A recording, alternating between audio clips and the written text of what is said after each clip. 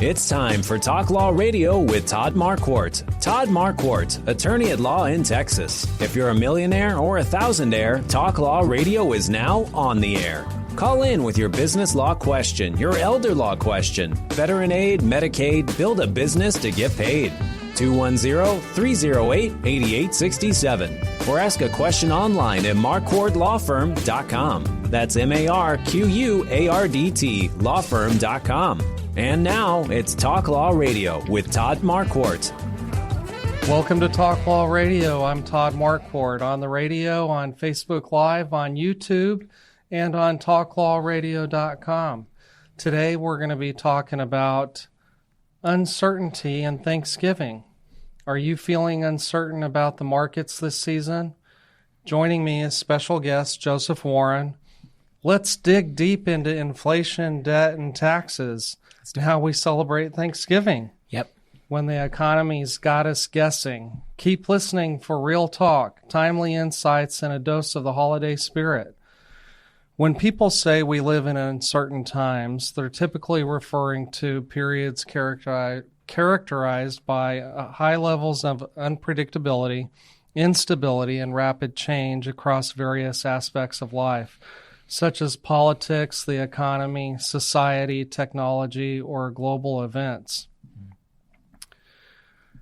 Today, we're excited to have Joseph back with us to dive into some critical topics around protecting your retirement. Mm-hmm. You might remember that Joseph is a financial planner with Financial Planning HQ, and Financial Planning HQ is one of our sponsors. Joseph, welcome back to the show. Really happy to be here.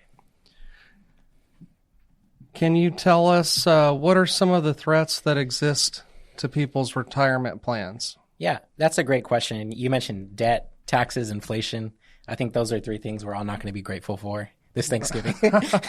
Good point. One of them is, taxes, that last one there. And during my first week here, I talked about the IRS and our $38 trillion in debt that our country has.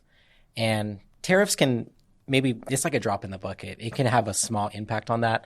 But most of that money is going to come from taxation of the citizens, right? And there's a lot of, spending kind of getting out of control. It's something that's been talked about a lot this year. We had the Department of Governmental Efficiency and things like that. Right. And, there's road work to do, but there's also, silly uses of the money. One that I found for this episode is they did a study on if pigeons can develop gambling addictions. It's a real study. You can look it up if you're curious. Pigeons and their gambling addictions. Yep. Do they go to Vegas? They would press a button.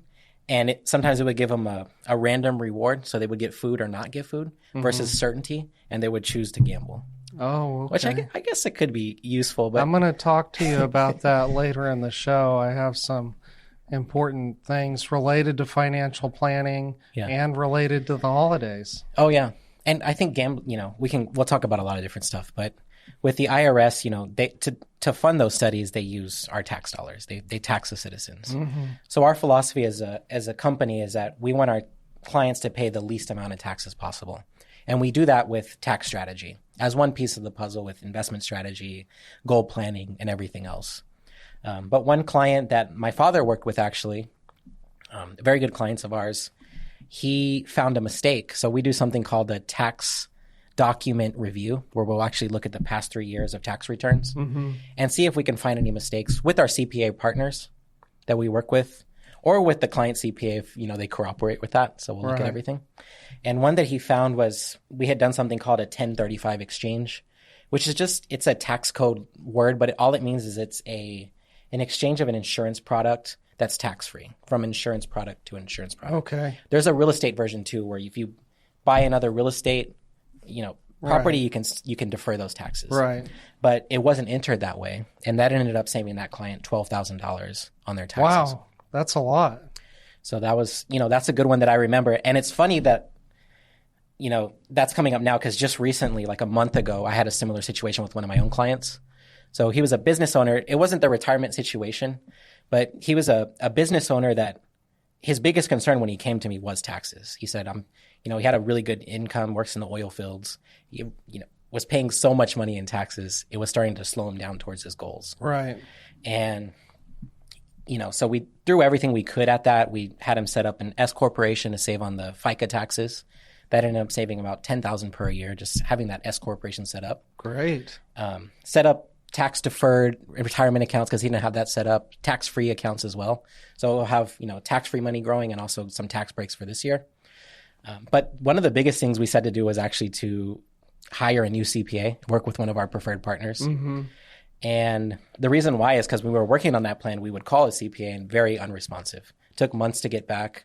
And then when we talked to them, not very interested in any planning, just almost a historical type of rough. We just handle the taxes. We don't care about the strategy. Doing the 1040. Yep. But he didn't want to do that first year. So, he decided not to. It can be a tough thing. So he didn't fire a CPA. Right. But future year, we were doing that tax document return and we looked at everything and we saw that there was a huge deduction missing, qualified business income deduction. And, that was a $30,000 or $40,000 deduction he was entitled to that wasn't on there. So just, adding that on there on the amended taxes is going to save him about $10,000 in his taxes. That's great.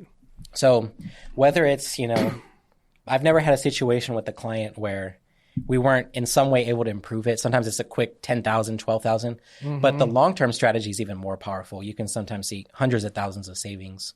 Working with really smart CPAs, we're going to have Mark Nelson on, you mentioned. Right. In who's one of our couple of weeks. Yeah. Working with, top-notch people to come up with great strategies. We're always able to improve the situation. Awesome. Well, taxes can sneak up on anyone. Yep. And you almost don't feel like you're getting anything in return except for, the military and protecting society. There's good and bad. Yeah. It's clear that proactive planning really matters. Yep. So what's another threat that exists to people's retirement plans? Yeah. Another one I talked about last week, and I called it the silent thief. I don't know if you remember. But silent thief goes in there to the grocery store and changes the prices, makes it more expensive each time you go. And I think one client I like talking about with this, because we've had a recent bout of this in 2020, starting with the COVID pandemic, right? There was a slowdown, a shutdown, and there was a lot of pent-up demand. So when people, came out of the shutdown, they spent money like crazy. The restaurants were full. I don't know if you all remember that. And the government gave people money to do that. Yep, and there was a lot of money printing, including the stimulus checks, right? And that created inflation. So 2 years later, you saw inflation rates at 9.1%. There was talk of inflation might get out of control. So the government started tightening the money supply a little bit to deal with that, and they raised rates. Right. But during that time, we had a client who had a lot of money just in cash and low-earning interest-bearing accounts, like, checking and savings account earning 0.1% or less. Yeah, people do that when they're afraid, right? And it was because of fear. And it was something that we talk about. And a lot of times I didn't, money is emotional is something that I like to say. Really, our money decisions are emotional. But we talked through that and we had what I call like a come to Jesus meeting. And I showed that if you keep doing what you're doing, you have a 3% chance of success in retirement.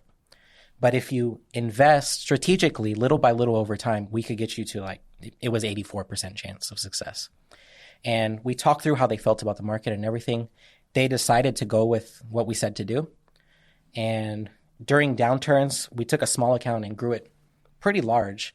But every time there was a downswing, we would just have a market alert and we would just make sure that they could put 10,000 in, put 10,000 in. And that client, we actually got him up to 100% chance of success this year. He retired, I believe, a month ago or 2 months in August. And we're having a retirement party for him, next week. How cool is that? Y'all are great. Yep. That's a great story about how turning his low odds into 100% is really amazing. Yeah. Do you have any other takeaways for today? Yeah, we talk about uncertainty, and I think one thing is it's really powerful if you just combine everything together. So it's not just about minimizing taxes. It's minimizing taxes while maximizing your investment returns, but also protecting the downside, making sure you're not taking on too much risk. We get into like cash flow planning, even budget planning. We'll help our clients with that. But making sure there's some money going towards their goals, going towards, investments account set up for each goal. Every account has a clear purpose so the clients can check their dashboard and see like real quickly, am I on track for my goals or not? Right. How is this account for this goal doing? And then you get into like, once we have everything protecting it with insurance, making sure that there's hedges in place if anything goes wrong.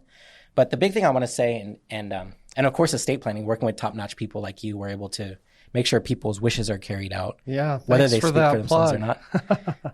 But the thing is, like, our clients don't really worry that much about, like, when Trump announces a tariff.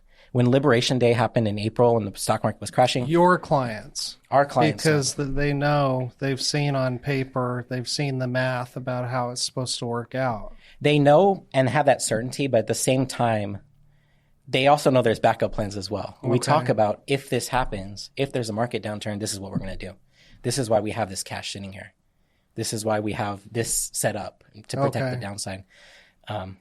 And that puts them in a place where they have much more peace of mind, more free time to not focus on, like, what's happening in China, what's happening here. Right. And they can just focus on living their lives, spending time with their family, doing the things that are more important than money. And we handle the finances, but answer to them. And we tell them, this is what we're doing. This is how it looks towards your goals.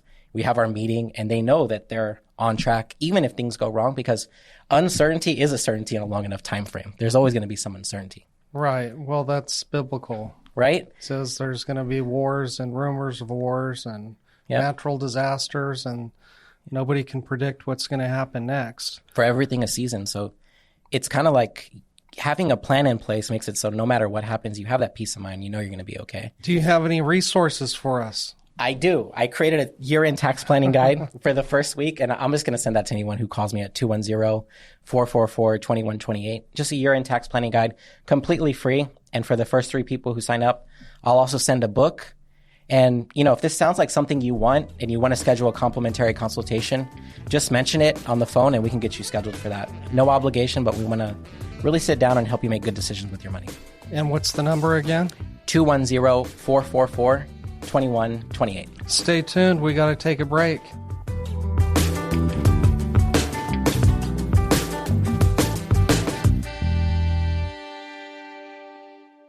Are you confident about your financial future? What if you had a clear financial roadmap and a team holding you accountable to make the best financial decisions no matter what? At Financial Planning HQ, Steve and his sons, Joseph and Jacob, have been helping San Antonio families since 1987 with inspiring, intelligent financial strategies. Whether it's achieving or maintaining financial independence, becoming more tax efficient, or building business wealth, we create a comprehensive, written lifetime financial strategy that's uniquely yours, based entirely on what's important to you. Don't leave your financial future to chance. Call Financial Planning HQ today at 210-685-2722. That's 210-685-2722. And take the first step towards financial clarity. That's Financial Planning HQ, inspiring financial strategies for San Antonio. Remember, 210-685-2722.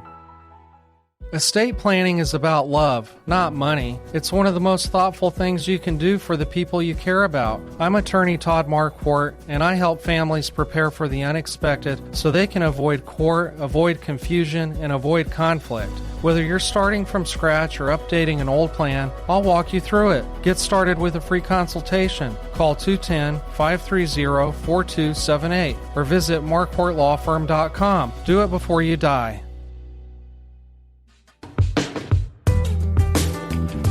Howdy, South Texas and San Antonio on KLUP 930 AM, 630 KSLR at 11 o'clock in the mornings on Saturdays and 9:30 AM on Sunday afternoons at 4:30. Also, Hello Houston on KNTH 1070 AM and 103.3 FM. When there's inflation, debt, taxes, uncertainty in the markets, uncertainty in the economy, tariffs, AI taking jobs, autonomous vehicles crashing, corrupt politicians, assassinations, and war, what can we do? Focus on what you can control would be our philosophy. That's a great plan there. You're a good planner. Let's talk about inflation. Yeah. I listen to a lot of radio because I want people to listen to me, and so I'm trying to be a better radio host. Mm-hmm. And there's a lot of disagreement about inflation. Yeah. And how much is it really? Mm-hmm. And I know friends of ours probably talk about prices at the grocery store, so we know that prices are going up. Yeah. But the politicians on both sides argue about whose fault it was and who made it better. Yeah. But what's some practical things that we can do or should know about in regards to inflation? Yeah.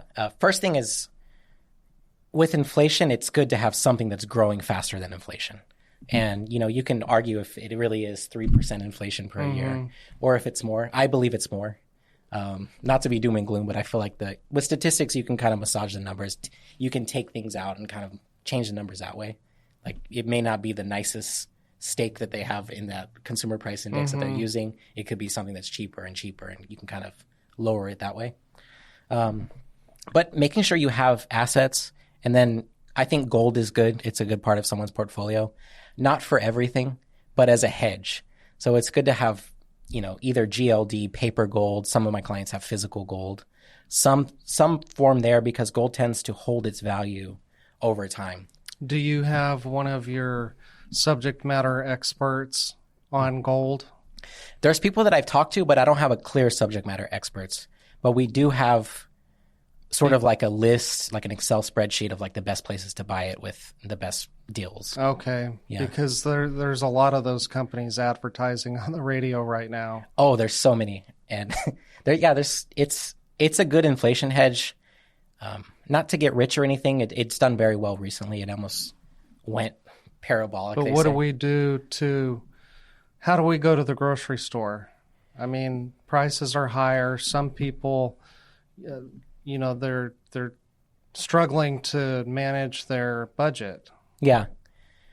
Well, I mean, something I wanted to talk about a little bit was the K-shaped recovery, which is kind of what we're in right now, or a K-shaped economy. Okay. And that shows that the people who have assets, who have investments, they're the top part of the K. They're doing well. Okay. They feel because the stock market's doing well, they're almost protected from the economy, the state of the economy as it is right now. Right.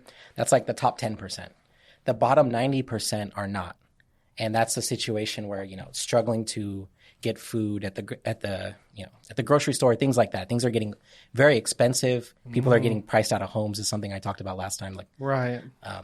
And with that, I think it's just you have to become an asset owner. You have to put some of your money towards something that will grow faster than inflation. And think long term. You have to be disciplined. And a good rule of thumb that I always live by or like is from like The Richest Man in Babylon. You take 10%, you can save it, 10% invest it, 10% towards debt, and then live off the rest of the 70%. Okay. So maybe instead of complaining, we should do more planning.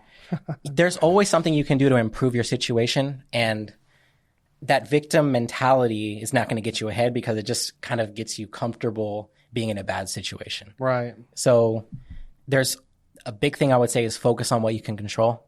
And I don't know if you want to talk about Bitcoin. I also think Bitcoin has a place for inflation protection as well because it's deflationary. There's a limited supply of it. Right. Well, We'll see where that goes. Yeah. Let's talk about debt. Does the national debt matter to working class people? It doesn't seem like it does. It's kind of interesting how finances work. It just seems like, okay, that's cool. It's $38 trillion. Who cares? But if you break it down, that's like $131,000 per taxpayer, including, babies being born. It's not a good precedent of taking care of the next generation to have that big of a debt and be spending money. Just think about it. We think about a government. It's this big, could be considered a bureaucracy. But if you think about it like a household, it's like you're born into a household where you're already in debt. You're just born into debt. You're kind of, and debt is close to, it's almost biblical.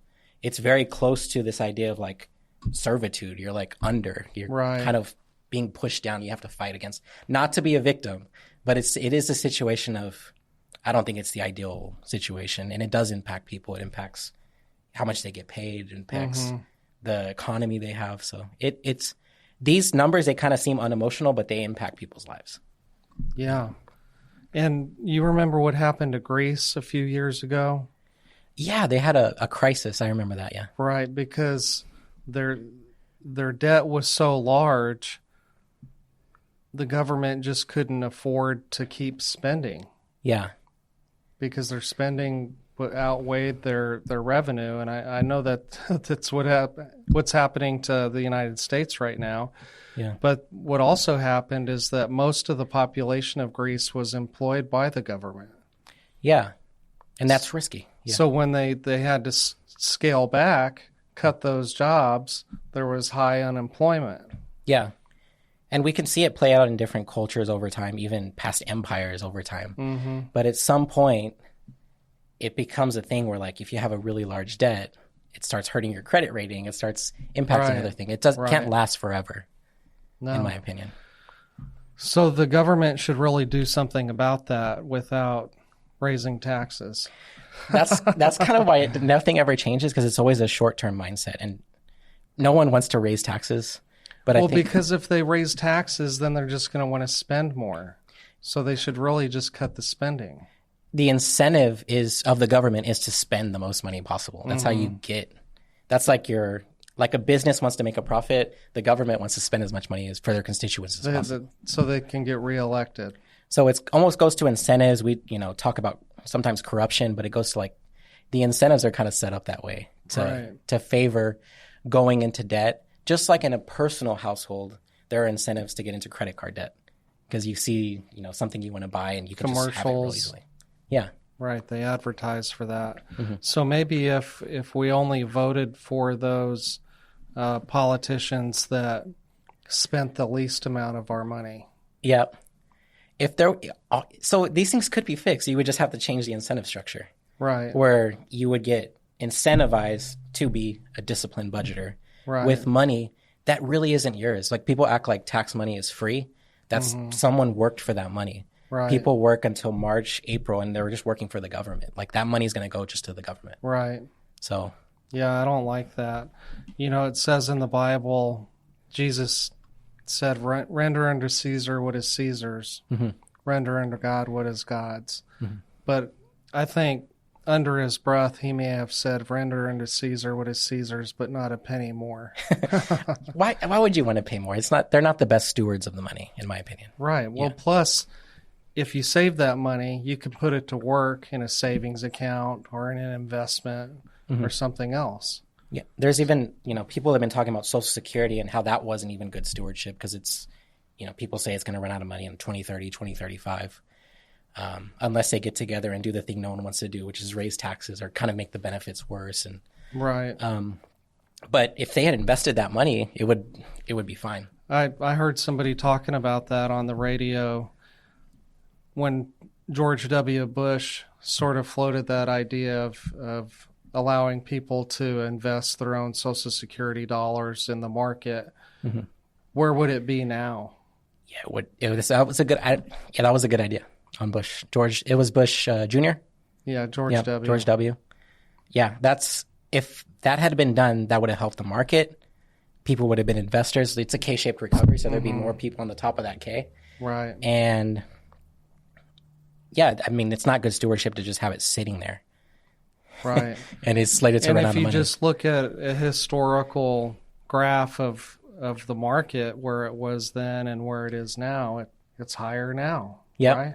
Yep. Market tends to, over every 12-year time period, it's gone up. So it's a wild ride, but the economy, the market always gets better over time with technology and other things. Well, we're talking about uncertainty during Thanksgiving, and Joseph Warren is a financial planner with Financial Planning HQ, so he has some knowledge about this. You study inflation and debt and taxes. Yeah. And you probably study other positive things like investments and insurance. And yes. Let's talk about that when we come back, all the study that you have to do to help your clients. Yeah. So today we're talking about Thanksgiving also. So keep in mind what you're going to be thankful for or who you're going to be thankful for. By the time the show's on the air, of course, Thanksgiving will have already passed, but Send me a note at host@talklawradio.com. Let me know what you were thankful for, or post a comment on Facebook or post a comment on YouTube. Help spread the love. Let's have gratitude for those things that we do have. For sure. This is Talk Law Radio. You can hear me on the radio, 9:30 a.m., 6:30 a.m., KNTH 1070 in Houston, or podcasts everywhere, Facebook Live or YouTube. Stay tuned. We'll be right back.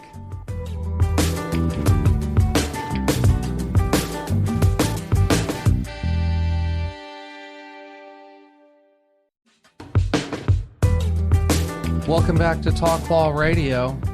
Here on the radio to help you discover your legal issue blind spots by listening to me talk about the law on the radio.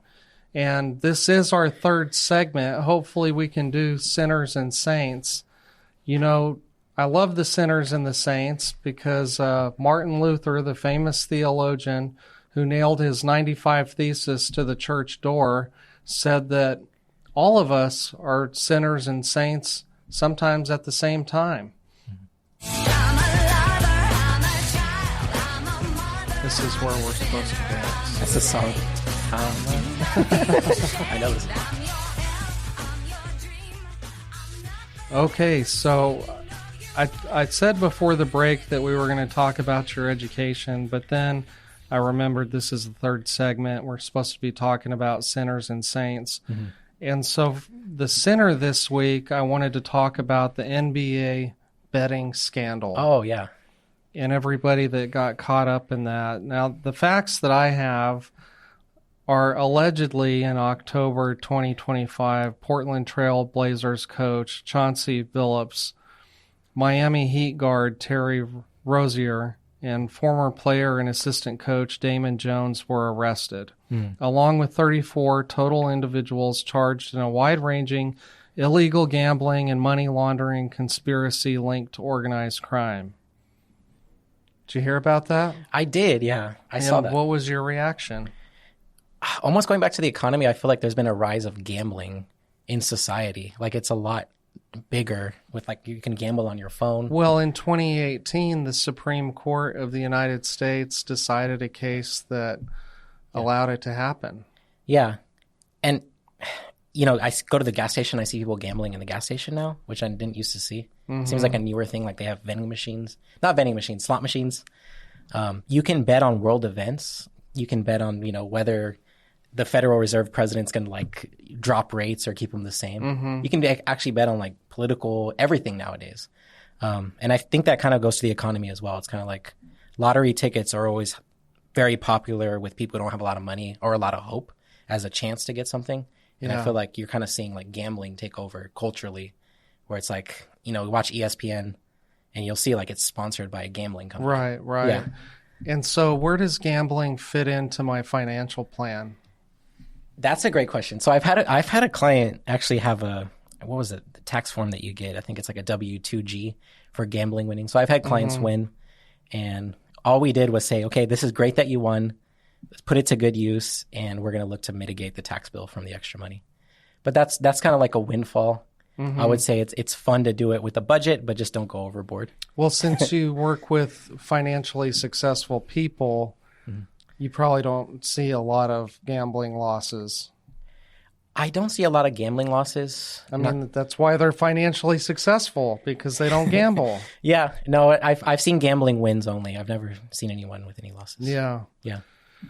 Well, in estate planning, we talk about gambling with our clients. Usually it's a child, usually it's a son, that's betting on sports. Yeah. And our clients worry that if I leave an inheritance, the money that I worked for or the assets that I worked to build up, and I leave it to this addicted gambler, well, he's just going to gamble it away. Yeah. And so that doesn't make me feel good. You know, part of leaving an inheritance is giving. Yeah. You know, it's a gift. And so if you were going to give your church or your favorite charity a bunch of money and they went out and just spent it frivolously, put it on black. You wouldn't be happy about that. No. Okay, so that's the sinner. Yep. The saint today is Abraham Lincoln.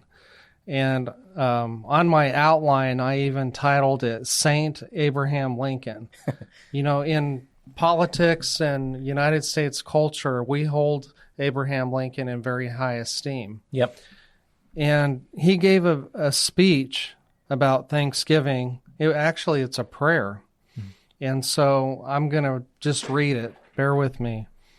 It has pleased Almighty God to prolong our natural life another year, defending us with his guardian care against unfriendly designs from abroad, and vouchsafing to us in his mercy many and signal victories over the enemy, who is of our own household. It has also pleased our Heavenly Father to favor as well our citizens in their homes as our soldiers in their camps and our sailors on the rivers and seas with unusual health. He has largely augmented our free population by emancipation and by immigration, while he has opened to us new sources of wealth and has crowned the labor of our working men in every department of industry with abundant rewards. Moreover, he has been pleased to animate and inspire our hearts and minds with fortitude, courage, and resolution sufficient for the great trial of civil war into which we have been brought by our adherence as a nation to the cause of freedom and humanity, and to afford to us reasonable hopes of an ultimate and happy deliverance from all our dangers and afflictions. Now therefore, I, Abraham Lincoln, President of the United States, do hereby appoint and set apart the last Thursday in November next as a day which I desire to be observed by all my fellow citizens, wherever they may be, as a day of thanksgiving and praise to Almighty God, the beneficent Creator and ruler of the universe. And I do further recommend to my fellow citizens aforesaid that on that occasion they do reverently humble themselves in the dust, and from thence offer up penitent and fervent prayers and supplications to the great disposer of events for a return of the inestimable blessings of peace, union, and harmony throughout the land, which it has pleased him to assign as a dwelling place for ourselves and for our posterity throughout all generations. Yeah. That's a long speech. Thank you for bearing with me. What do you think about Abraham Lincoln's speech about Thanksgiving? Wait, so he invented Thanksgiving? I didn't know that. He did that? Well, we learned in school that it was the Pilgrims and the Native Americans sitting down. I remember that, yeah. And it has like the Christian kind of bearing to it too, which I didn't know. Oh yeah, he was a big believer. Yeah, I think I like it. It's a beautiful speech. Okay, so back to financial planning. I was talking about inflation, debt, taxes, and the thought just came to me that you probably have to study a lot in order to be able to advise your clients on how they can get from A to B. Yeah, it's I think recently a big thing was like the One Big Beautiful Bill. The Genius Act was something. The laws are constantly changing. It's in the era that we're in right now. And keeping up to date with those rules has been good with the lens of how can this help my clients? Right. Like what in here is going to help my list of clients that I have right here. Right. And so that's been a big thing recently. I've noticed, law changes, but then just reading a lot of books on how to choose good investments, the philosophy of different investment types and things like that. Oh, you know what you might want to read? Yeah. Poor Charlie's Almanac. I've been wanting. That's been on my list forever. It's a great book. It's very technical. You know, he was brilliant. He was a genius, probably. Yeah. But he had philosophies on how to do things. And he had a very specific thought process about how to solve problems. Yeah. And so you would really like that as a former scientist. Why don't you remind our audience where you came from? Yeah, my background, I had a bachelor's degree in biochemistry, a bachelor's of science, and then went to UCLA to study biochemistry. So I have a scientific background, and I do actually use that still to this day. Because people always ask me that, like, do you use, and I use it for running experiments for clients, different simulations of does this work or not, isolating the variables, and kind of saying what's a good move for this client to make and substantiating it. And you left that industry sort of because you really like working with people.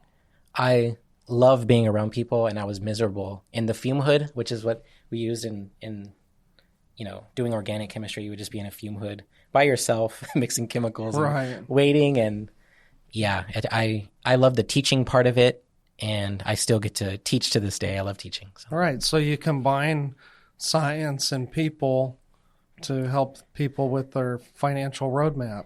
Yep. Help them figure out exactly what it is they want and then get there. Yep. Awesome. We love it. Okay, so we've been talking about Thanksgiving a little bit with Abraham Lincoln's prayer. We've been talking about uncertainty in the economy, uncertainty in the markets, and Joseph has been talking about inflation, debt, and taxes. I do want to talk more about uncertainty in the market. Yeah. Because people sort of think of that as gambling. If you talk to gamblers, they'll say, I have a better chance at winning here than the market. Yeah. Because they watch the news, the market goes up and down. Yeah. And so what can you do? Yeah. I want to go back to something you said. I think the greatest we only have 30 seconds. Okay, the greatest financial minds are philosophers like you're talking about Charlie Munger and people like that. And if you're a long-term thinker and you actually kind of conquer your emotions of fear and greed, you will do much better investing. And if you think long-term, I think it's gambling if you're very short-term. Like, I need to make this money this week on an options contract. But there's ways you can have an edge, especially if you think long-term and buy a good company at a good price. Okay, we'll talk about that and more after the break. Stay tuned.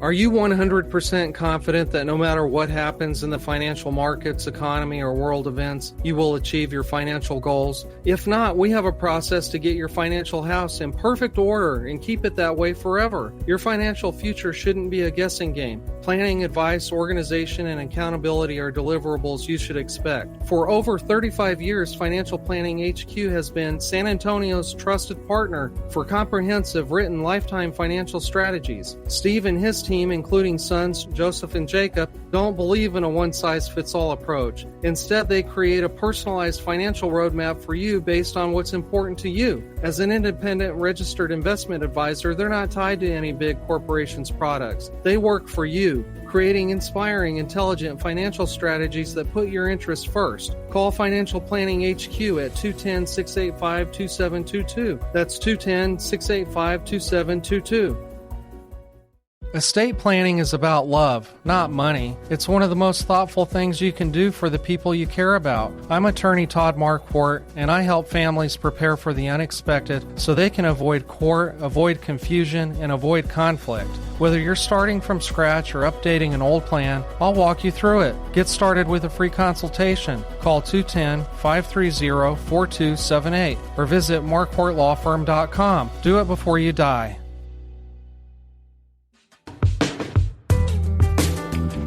In the beginning, God had one law.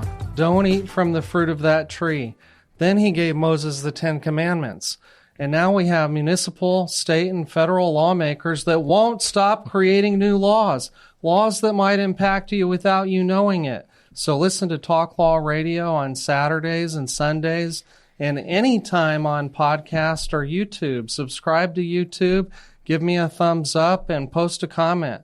Now, this is the fourth segment, so we're going to talk about legacy. And now, it's time for the Talk Law Radio Legacy Spotlight. What's your legacy? Sponsored by Marquardt Law Firm.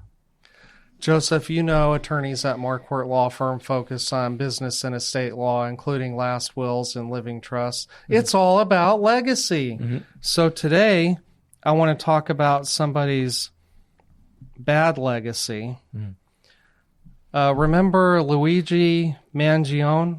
Yes, yeah. The guy that assassinated the United Health The CEO. CEO. Mm-hmm. Well, there was a story on boldfact.com.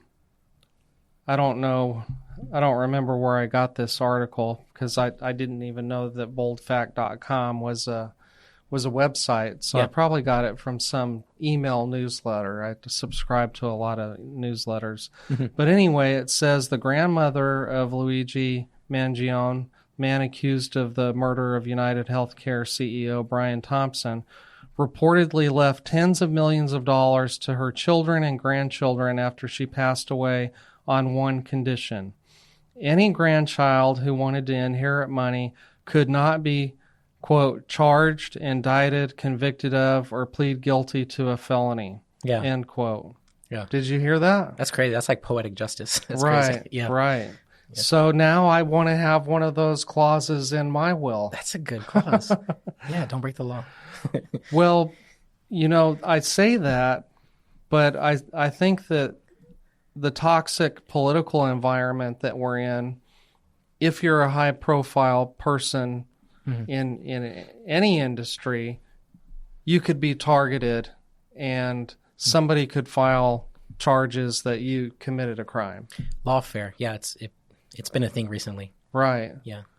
So I don't know whether I might have to expand that to say unless it's found to be lawfare related. Yeah, or politically or something. Yeah. Politically motivated. Yep. So in this legacy segment, I thought it would be good to talk about goals. Mm-hmm. And because I ran into this other article,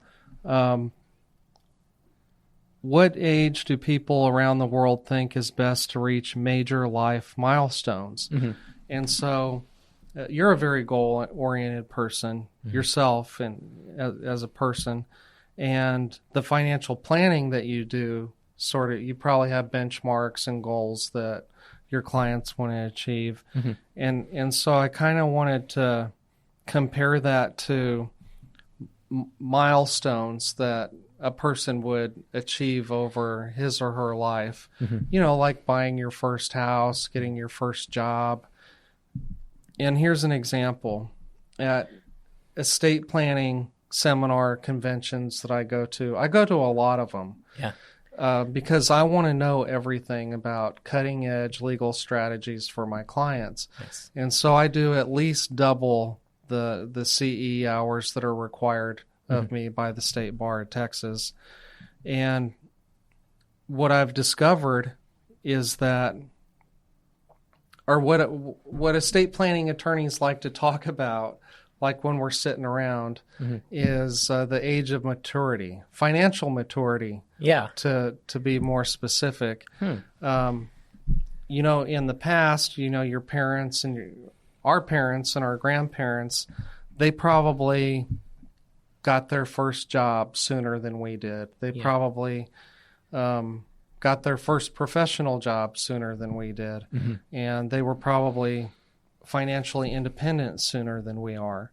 Mm-hmm. And so do you sort of see that trend with people that you meet with? Because you meet with a lot of people. Not everybody is a good fit to be your client. Yeah. I think people who tend to come to me tend to be more organized and more ready than the average person in their age range. Because I've had, Gen Z, millennial, I met with pretty much every generation. Mm-hmm. But I've definitely noticed that trend on the whole of people maturing later. Yeah, like people get married later, it's just become sort of a trend recently. Right, and some people are not getting married at all. I've been hearing that more and more from my clients that they have a son or daughter that never got married. They lived in the house they grew up in their whole life until their parents passed away, and they're still living there. They never left to do anything. Failure to launch, I guess that's what they call it, right? Yeah. It's just, and the reason that we talk about it is because we can do this trust for kids. Yeah. And back in the olden days, it was a trust just for the minor child, because a minor child cannot inherit anything, even by way of life insurance or retirement plan. The financial services company just won't write the check to a 4-year-old. For sure. Yeah, that's good. And so that's why we include this trust for minors. Yeah. And so the age that the beneficiary could finally receive their money used to be 18. But now my clients are saying that their 18-year-old who can buy firearms and cigarettes and go off to war and gamble, they're still not financially mature yet. The brain doesn't mature until age 25, from what I remember. Well, I heard that too. The brain isn't fully developed. It's the frontal part of the brain where you have executive function, where you can plan ahead and think of what the consequences might be. And I don't know if I made this up or if I read about it or heard about it on the news, but that it's the auto insurance industry that did a study, and that's when they give you a discount on your auto insurance at age 25. Oh, wow. Because the brain is finally fully developed. That's good, yeah. So what are some other milestones or goals that you think people should hit or achieve at certain ages? Yeah, I think everyone's different. So, and I don't want to be too diplomatic, but I know I've seen clients, buy their first home, get tired of renting. I've seen people, where, we recommended the realtor and everything. They got the key. They bought their first home. Getting a rental property is something I see a lot that people want to do to get people towards a certain level of financial independence or getting passive income. Right. Sometimes they are just, like one of my first goals was to get my car, a nice car. Sometimes it's a depreciating asset. It's just something that's a nice to have. Right. But I think the biggest goal and the most important is financial independence or financial freedom, which is get it as soon as possible. And it's a point where you don't have to work unless you want to. You don't have to take on a client unless you want to. Right. Or you have money from investments. To be able to decide. Yeah. And the sooner the better. Well, here's one that from the time my children were babies, I told them that they had to leave the house when they graduated high school or turned 18. Yeah. And I wasn't doing that to be mean.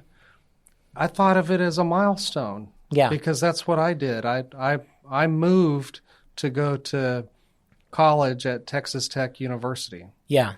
And so I just expected that they would do the same. And then I discovered that they didn't really want to go off to college. They wanted to stay here in town. Okay. Yeah. And so my daughter was still living at the house and going to school at the community college.